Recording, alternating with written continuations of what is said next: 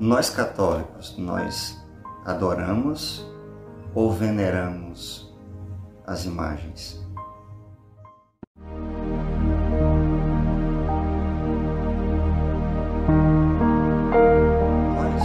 Você, nós somos imagem e semelhança de Deus.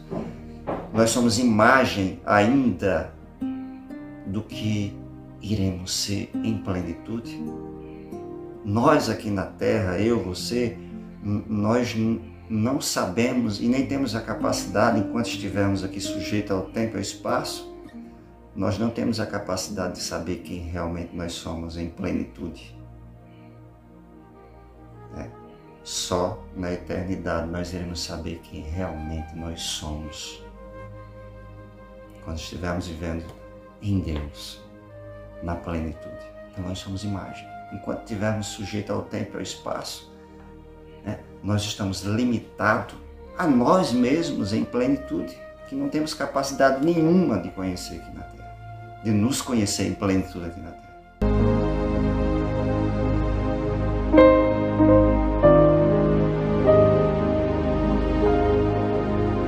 Então o ídolo é um falso Deus inventado pela fantasia humana.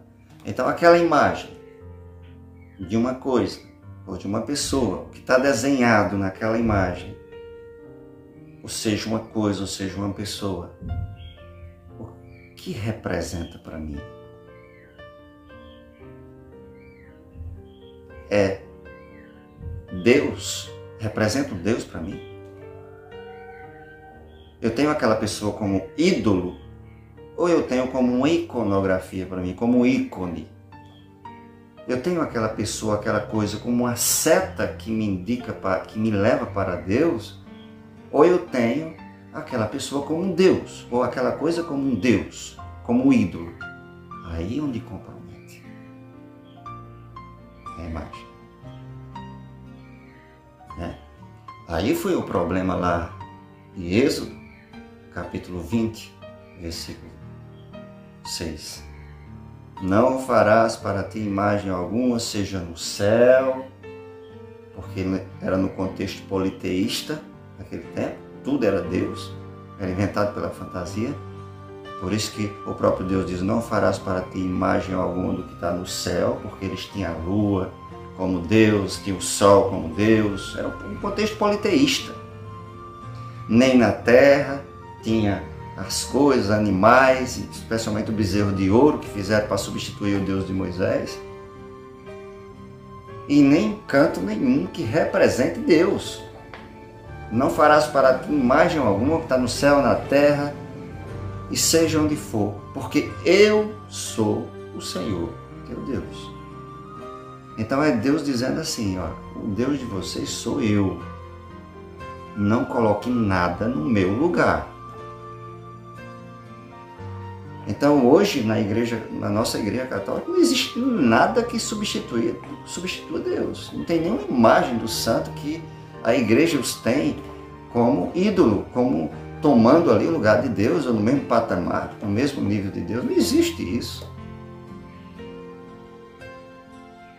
Não existe nenhuma figura, nenhuma representação, nem um desenho, nem uma imagem que a igreja, cuja pessoa ou coisa que está ali naquela imagem, substitua o Deus. Não existe. Nós não temos os santos como ídolos. Nós não temos os santos como uma pessoa que substitua, toma ali o lugar de Deus, de maneira alguma. Nós temos os santos como ícone, aquele que é uma seta que nos leva até Deus. Nós honramos os santos, nós saudamos os santos. Isso que é o significado da palavra veneração. Nós honramos, nós imitamos, porque o próprio São Paulo diz, sede meus imitadores como eu sou de Cristo. Então nós honramos, nós louvamos, nós saudamos, nós imitamos, porque os santos é como que uma seta que nos leva para Deus. E ninguém melhor do que eles para nos dar esse exemplo. Eles deram a vida por Jesus Cristo. Eles derramaram o seu sangue por Jesus, não foi por causa de sindicato, não foi por causa de realidades terrenas. Eles deram a vida por causa de Cristo e eles estão no altar da igreja porque o mérito é de Cristo, nem é deles. Foi em virtude do sangue que eles lavaram na veste do Cordeiro que eles estão lá no altar. Então eles não são ídolo para nós, são ícone. Então temos que levar em conta dentro desses contextos do significado de cada coisa. A imagem em si não tem nada de proibição. Agora depende do significado que eu dou àquela imagem, daquela coisa, daquela pessoa que está ali desenhada naquela imagem. É o significado que eu dou.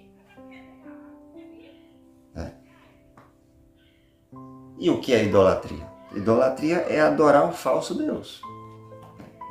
Se eu tenho os santos, se a igreja tivesse os santos, como Deus, a igreja estaria sendo idólatra. Então, onde é que está a idolatria? Não existe idolatria. A igreja adora somente a Deus. Na adoração ao Santíssimo, ali na Santa Missa, e aquele pão, ali que Jesus disse, isto é o meu corpo, isto é o meu sangue. Ali a igreja está adorando, ali está realmente Jesus. Ali é Jesus Deus, Pai, Filho e Espírito Santo. Em virtude da palavra de Cristo, a igreja adora. A igreja só adora a Deus. Nenhum dos santos, nem Maria Santíssima, toma o lugar de Deus. A igreja tem 3 formas de culto: latria, dulia e hiperdulia. Latria, adorar somente a Deus. Dulia, a veneração, honrar, saudar os santos, aquele que deram a vida por Cristo. Hiperdulia é o culto que a igreja presta a Maria, porque depois de Deus é só Maria. Se juntar todos os santos e anjos, não chega no rastro de Maria. Depois de Deus, Maria. Latria, hiperdulia e dulia. Esses 3 níveis de culto. Mas a adoração reservada somente a Deus. Então nós temos fundamentos bíblicos, porque a igreja não vive só da Bíblia, A igreja tem esse tripé: Sagrada Escritura, magistério e tradição. A palavra de Deus é uma pessoa para a igreja católica. Então essa pessoa que é Jesus Cristo, o Verbo, no princípio era o Verbo era Deus, o Verbo se fez carne e habitou entre nós. Então o Verbo se manifesta na Sagrada Escritura. O Verbo se manifesta na tradição que veio antes da Sagrada Escritura. Porque os apóstolos morreram sem Bíblia. Não tinha fechado o cano bíblico ainda, enquanto os apóstolos estavam em vida. A igreja vivia da tradição. Então a palavra de Deus, que é uma pessoa, se manifesta na tradição, se manifesta na Sagrada Escritura e no magistério da igreja. Então, a igreja tem provas bíblicas, muitas e muitas provas bíblicas. Salomão ergueu um templo, que é um dos fundamentos bíblicos fortes, Ergueu um templo, colocou imagem até de boi, de leão dentro do templo, e Deus não os proibiu. Por quê? Porque Salomão não estava praticando a idolatria. não os tinha as imagens como Deus falso. Salomão não tinha aquelas imagens como ídolo. Não estava os colocando no lugar de Deus, né? Não era um falso Deus.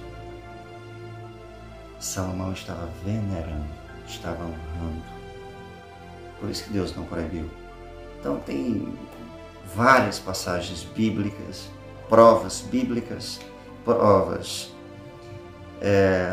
arqueológicas, históricas, lá nas catacumbas, lá na igreja primitiva, já tinha desenhos de imagens de Nossa Senhora e etc. Então a igreja tem provas bíblicas, provas teológicas, né? E provas históricas, arqueológicas e etc.